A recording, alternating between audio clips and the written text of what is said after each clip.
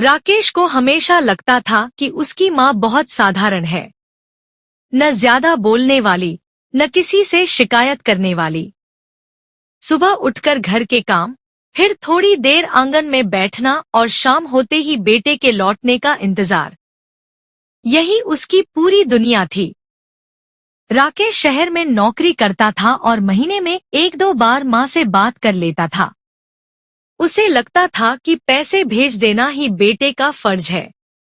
एक दिन माँ ने फोन पर बस इतना कहा कि अब उसे थोड़ा जल्दी थकान होने लगी है। राकेश ने हंसकर टाल दिया और कहा कि उम्र का असर होगा।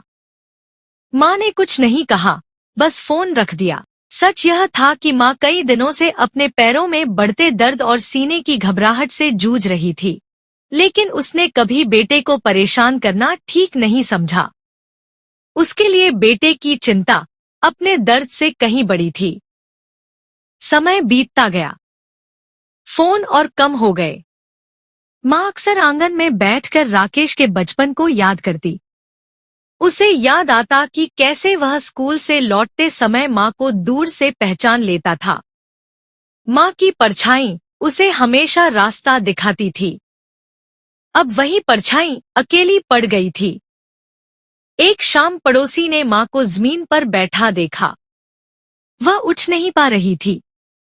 अस्पताल ले जाया गया, लेकिन तब तक बहुत देर हो चुकी थी। गांव से राकेश को फोन गया। वह घबराया हुआ घर पहुंचा, लेकिन माँ उसे देख नहीं सकी। डॉक्टर ने बताया कि माँ काफी समय से बीमार थी और अगर समय रहते इलाज होता तो बच सकती थी। माँ के जाने के बाद घर सूना लगने लगा। राकेश को हर कोने में माँ की मौजूदगी महसूस होती थी। उसकी चप्पल, उसकी साड़ी और आंगन में वही कुर्सी। एक दिन सफाई करते हुए उसे माँ का एक पुराना कागज मिला। उस पर लिखा था कि माँ हर दिन बेटे की सलामती की दुआ करती है और चाहती है कि वह कभी किसी के सामने झुके नहीं। आखिर में एक पंक्ति थी कि माँ हमेशा बेटे की परछाई बनकर उसके साथ रहेगी। राकेश पहली बार समझ पाया कि माँ सिर्फ सामने रहकर नहीं, बल्कि पीछे से भी जिंदगी संभालती है। उसी दिन उसने फैसला किया कि वह अब सिर्फ अपने लिए नहीं जिएगा। उसने गांव में एक छोटा सा सहायता केंद्र शुरू किया, जहां बुजुर्ग माँओं की देखभाल होती है। हर दिन वह अपनी माँ की तस्वीर के सामने खड़ा होकर कहता है कि अब वह उस परछाई को व्यर्थ नहीं जाने देगा। कहानी का सच यही है कि माँ कभी अपनी अहमियत नहीं बताती। वह परछाई बनकर साथ चलती है और जब वह चली जाती है, तब उसकी कमी सबसे ज्यादा महसूस होती है। माँ की परछाई ने राकेश को तोड़ने के बजाय उसे जिम्मेदार बना दिया और यही उसकी सबसे बड़ी सीख बन गई।